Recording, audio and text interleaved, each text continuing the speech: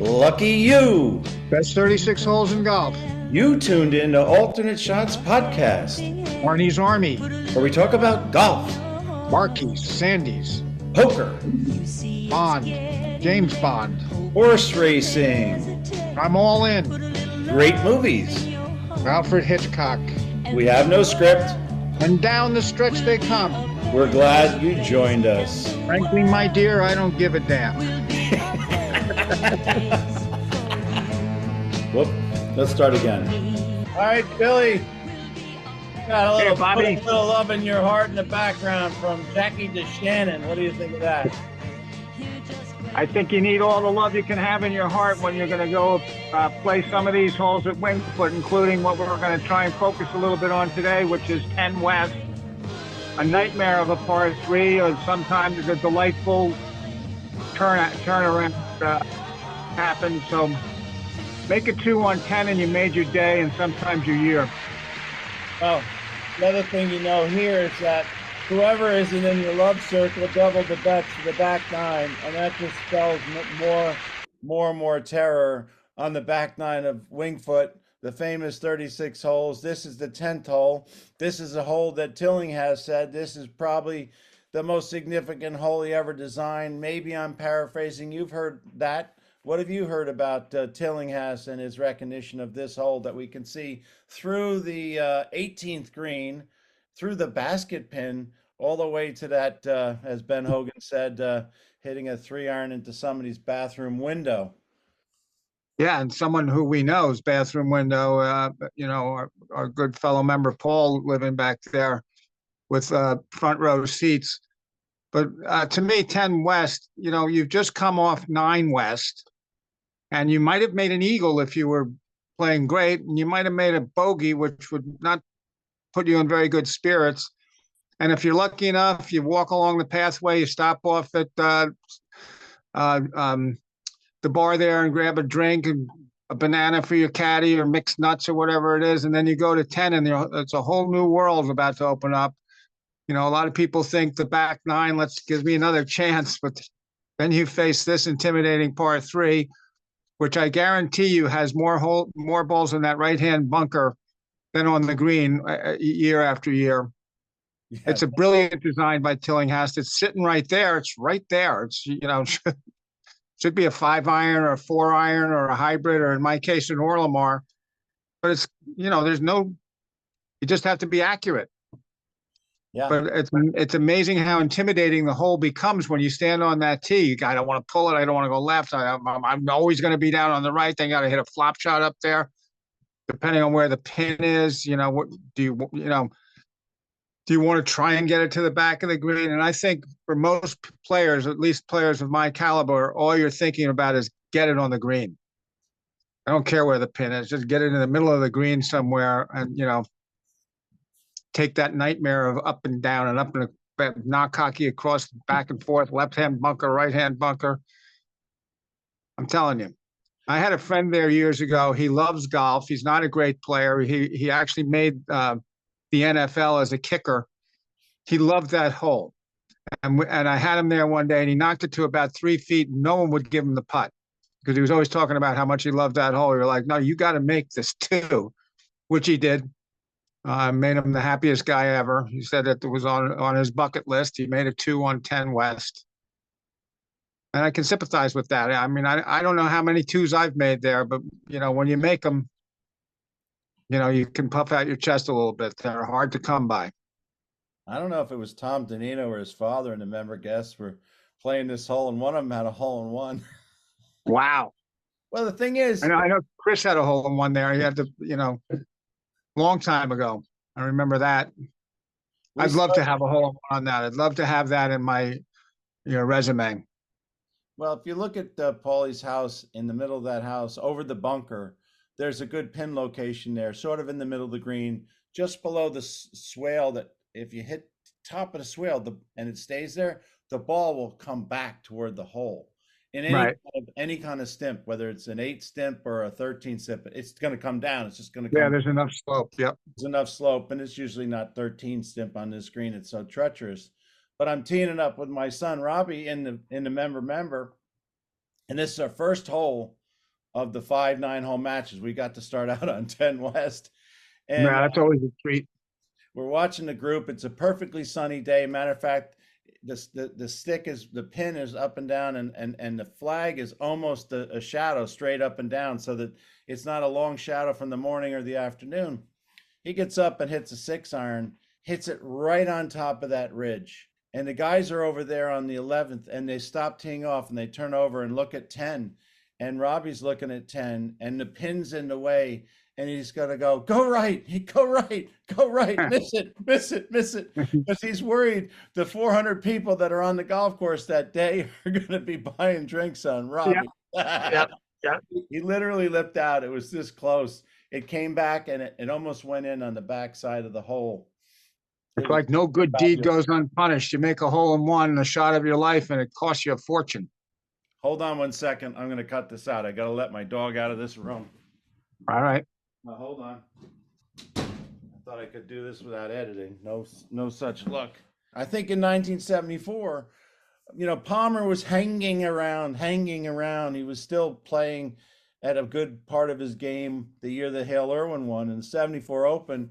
I don't know if it was 10 over or 9 over or something like that. And he put a pretty good iron on here. And I think he banged a putt in for the crowd and gave him the Arnie's Army, a little hope on the back nine that Arnie might. But you don't come back. You don't shoot 4 under par in the back nine of the West Course, do you? No. I played with Arnie years ago, and he birdied the first hole, and the first words out of his mouth was, "You can't birdie them all if you don't birdie the first." So he had that kind of a positive attitude all the time, but trying to make it all up on the back nine and Wingfoot and on Sunday, that's a task even beyond Arnie, I think. That's asking a lot. Just ask all those guys like Mickelson and those guys that all crumbled on 18, just on 18 itself. Before the 74 Open, the green pitched much more severely from back to front, such that the USGA and the folks that were running the Open on the board at Wingfoot in those days said they got to level the green. So even as you see 10 West today, it's at a level that's much gentler than it was prior to, I would say, 1972 or 1973. And if you talk to some of the old timers like Hank Malfa or Dave Marcato, the guys that have been around, or some of the old caddies, and saw that, they would say, look, if you were above the hole back in the 70s, the 60s, you had a hope that you hit the hole, couldn't use the pin on the way down, yeah. The way down, or you're a 3-putt. You had surely a 7, 8, 9, 10 footer or more coming back. And I wonder how much of that was by design based on the green speeds back in those days, or how much was by nature. The ground changes over the years. Greens, the original level might have been more like it is now, or maybe somewhere in between, but over time, the ground sinks. The earth evolves. Well, even with technology today, they can tell how it was, but like they will tell you the answer was in the dirt. They can measure, they can figure it all out.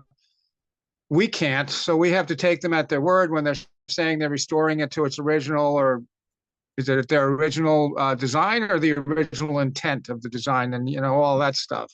What did your brother Neil say about that?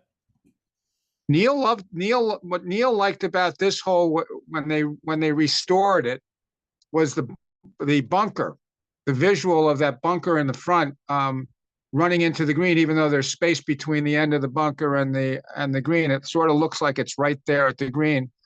He loved that aspect of it. I don't know that it might be one of the only holes in the world that he was not able to 2-putt from the tee. Yeah, but he had a great love for the hole, and like we all do that play it, a great respect for that hole. I mean, we talk about 17 East and all the other tough par threes out there at Wingfoot and all the great par threes. But the fact of the matter is, regardless of what anybody says, this is the hardest par three in the world. Aside from maybe some tricky ones somewhere in the world, but this one is just, the visual is just, you can't miss this anywhere. That's what you shouldn't miss it. It's like I say, it's right there straight ahead. If you can hit a straight 5-iron or 4-iron or whatever your club is, Shouldn't be any different than another 180-yard shot, It's but it easy. is. It's pretty easy if you hit the perfect shot and you're 8 or 10 feet below the hole with the left or right or up the hill, and you don't, have a sudden nerve going into your right hand and you jab it 10 feet by. If you roll it in there, you're going to make a 2 or 3, and 3, everybody's smiles going up to that 11th hole. Now, Absolutely. Even if you look at what was Tillinghast thinking, I mean, that thing is just sitting right there. But how many hole in ones would you have if that green was over to the right and down where that bunker is? 200? I mean, it's that much of a difference in his eye. He spotted this. It's like right here, they'll have a nightmare with it. It's right there for them. If I move it over here, everybody's going to hit the green every time. So, I mean, that's probably true about a lot of holes. But this one very specifically is like, I don't know. You get up there and it's between the ears and between the bunkers. It's a tough shot. I'll bring Kathy O'Keefe, whose maiden name is Liebenguth. Her father was a member at Wingfoot and was a pretty solid, 10 or so, 12 handicap. Loved to hit his wedge and his 7-iron, turn him down. Probably would hit a 7-iron in here because he liked the club. It wasn't enough, but when he twisted it around, it was a 3-iron. So he told me, I believe he was the one that told me, or one of the guys, and he played with on a regular basis. Very hot day in July. They're playing. It's 11:30 or 12, heat of the day, and they have this lovely, really gentleman caddy named Tasty. His name was Tasty. I don't know what his real name was, but he was like the guy on the Popeye where he was totally bald, but he had one kind of hair right here. Yeah. Always wore a tweed jacket, gentleman. And he's up there on the green over there on the little fringe area. It might have been more fringe area there, sort of right in that first bunker area. And one of the guys was putting. It might have been Mr. Liebenguth. And Tasty never took the bags off the shoulders. He just was sitting there, right? It was hot. Not sure what Tasty was doing the day before, but it wasn't, drinking club sodas and frescas. He was doing something else. So he was feeling the heat of the day. And let's just say it was Mr. Liebenguth putted his 10-footer, and he lipped out and he went nuts. And he looked over, no Tasty. Tasty had gone back over, bags and all, and right into that deep bunker. They had lost. He had done a back dive, but this Yeah. this hole is so many. We've got a nice clip that we'll share with you on Claude Harmon. Pretty interesting clip. He plays the hole perfectly. And famous New York course, Winged Foot at Mamaroneck, where champion Claude Harmon is the home pro. Number 10 has been called the All-American hole because it is rated by the experts as one of the best of 18 selected holes in America.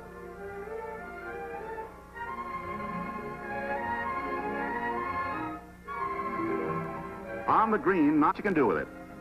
Going, gone. A birdie, too. Well, what else is Claude Harmon going to do? He's got the club course records on both Wingfoot East and West at 61, right? So he's had a lot of birdies. It's no sense. He might have even had a hole-in-one here. Yeah, and then you also have the plaque to Tom Neaporti up by the tee, our beloved Tom Neaporti, which is great to see. It's a great spot for it, because there's all kinds of things going on in your head anyway. But if there's ever a calming influence on a lot of players, it was Tom Neaporti. So maybe you just take a look at that Tom Neaporti plaque before you take a swing and see if that can get you the proper tempo or whatever is needed to get that ball on the green. Because, again, hitting it in two is harder than hitting it in one, and hitting it in one is pretty hard. Right. And for the show-offs out there like Alicia or Mike Gilmore or yeah, the hit the green crowd.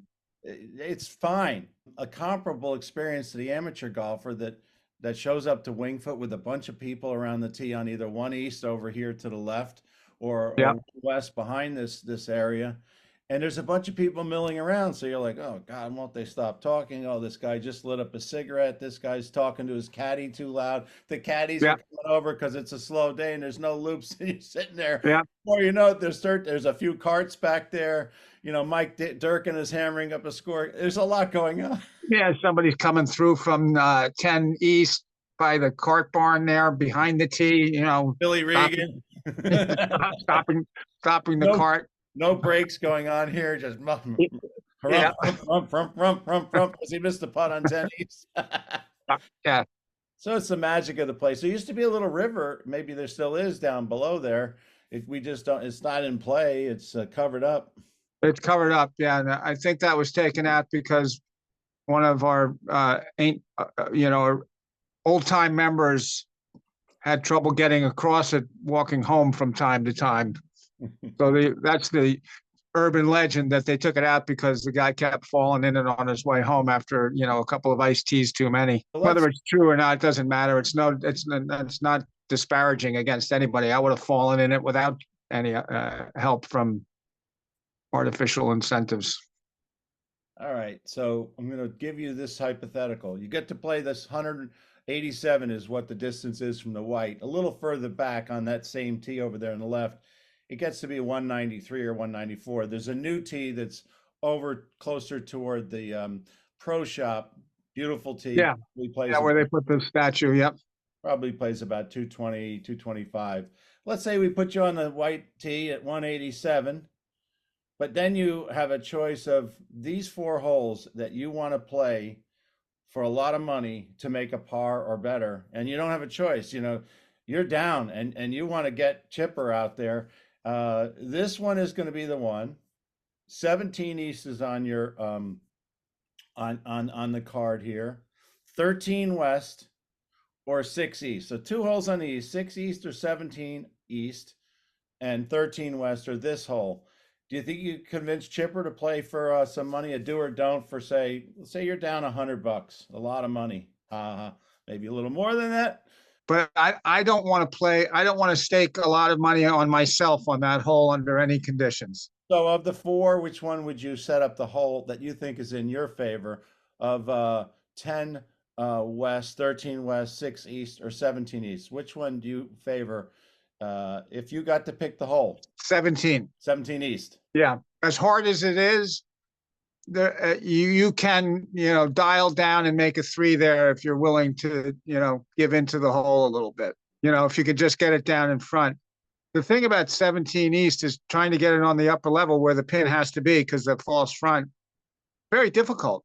All right, back to 10 West. So I'll give Steve Rabideau 4 pin locations. Which one are you most likely to do well on? The middle, right in the middle, is location number 1. Back left is location number 2. Back right is location number 3. Location number 3 is back right. Or if he just stuck the pin in the bunker.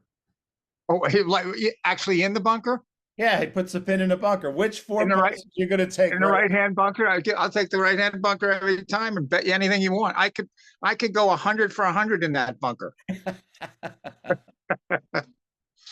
All I have to do is try and hit the green. I think one day, and maybe I'll do it when there's a tournament there like the Anderson, because it's fun to watch them play, or I'll just do it with regular members. Get one of those Adirondack chairs, post up by that tree with a little clipboard, and count where people are missing it, like they like they do on the NBC with the little red and blue dots everywhere. Yeah. Think about it. You knock it in that right-hand bunker, and you're just trying to get this thing to go up and land softly, and you mishit it, and it goes all the way across behind the back left, and you thought you had trouble when you were in that bunker. Now you're 10 yards over the back left corner. You're going to be back in that bunker. Or you hit it nice and fluffy, but it catches the rough there and doesn't come back in the bunker. Doesn't come back. You're like this, hitting the ball, or you're backwards or whatever. Or, you're pulling a tasty. Or you don't get it. You pull a tasty. You don't get it out, and it's going to plug. And if it doesn't plug, it rolls back in that big depression your feet were in 2 seconds ago. When in the Anderson this year, that was a playoff hole in the senior division, and our guys, our Wingfoot guys, had that very issue by it caught up in the right-hand rough. You can't really, you can only get it started. So, they ended up losing the playoff there to Mike Burke, actually, I think it was. And that's right. That's right. Yeah, you just felt for them. It was like those balls are in horrible places over there. Tommy and Jimmy had these ridiculous rough tiny chip shots. It's like very difficult. But Yeah. again, where do you want to, you want to live or die on that mountain? I don't want my sudden death to end up on that hole. I don't, Yeah. give me any other hole of the 36 holes for a playoff. That one, it can one swing away from decided, last man standing. And yet you would take the concession for the vodka and tonics right behind this tee when there's a big playoff, because there's hundreds of people here. Every club, so every club has that. Whether you're playing any club in America, from Saxon Woods to Baltusrol to L.A. Country Club, or to Siwanoy, and you can tell Marion, me Siwanoy, but they have a spot where people are comfortable in gathering with a fresh. Look at Marion, the first tee, you're basically in the grill. Yeah, yeah, you're teeing off from a table after you've taken a bite of your hamburger. Yeah. Yep.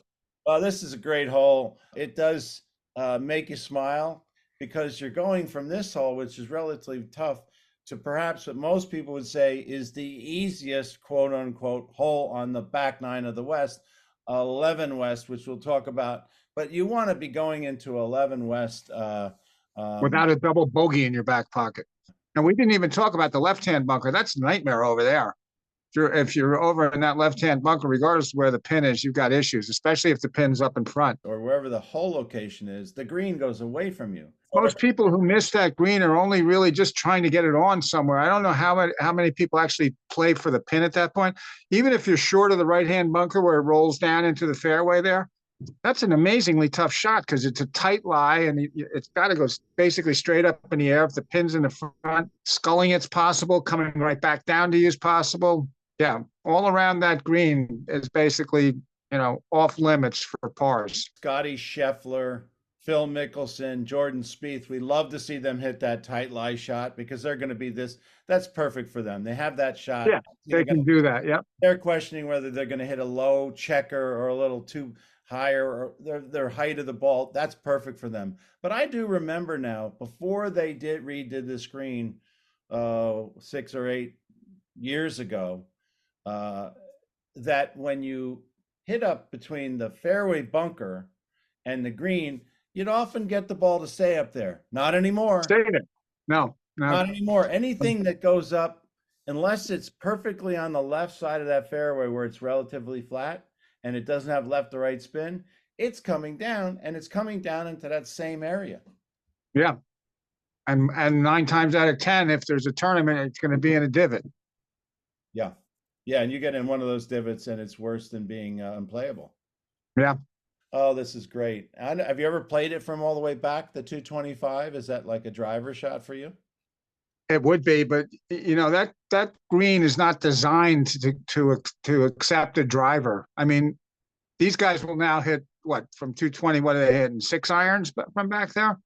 Yeah, 6. So that works for them. But how am I going to have a drive? At least 17 East, if I'm way back, I can hit a low driver and run it up, or 13 West, same thing. I can run the driver up. I'm not saying it's easy, but I can do it.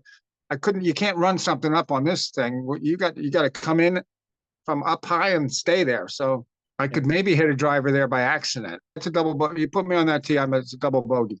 But these guys, I think the guy that has that gear, we saw Scheffler in a great gear. I mean, they said that Scheffler never talked to his ball on Sunday during the Arnie Palmer Invitational. He didn't need to. His ball was moving, the width of this screen.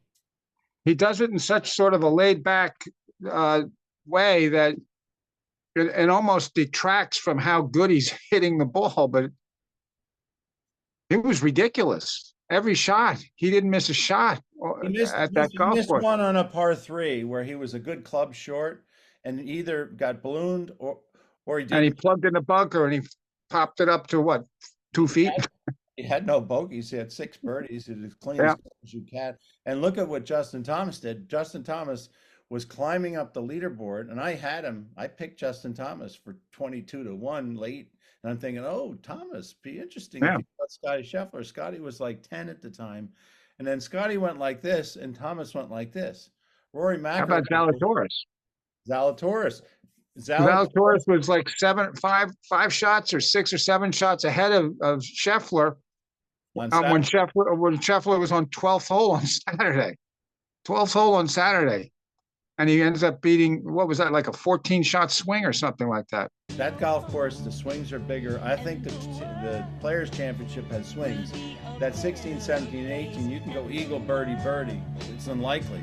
But that will be much better than some of these par, bogey, par. That's a 5-shot swing. Right. Palmer's got water and danger everywhere, and that rough was like the rough was 74 U.S. Open at Winged Foot. Hey, we got to wrap this up. This has been great. Okay. Everybody go out and play 10 West. Take out. Yeah, but keep a little love in your heart if you're doing it. That's right. Keep a little love in your heart. Take it easy, Billy. See you, Bobby. Thank you. Why are you laughing? Well, at least we have the laugh to add it.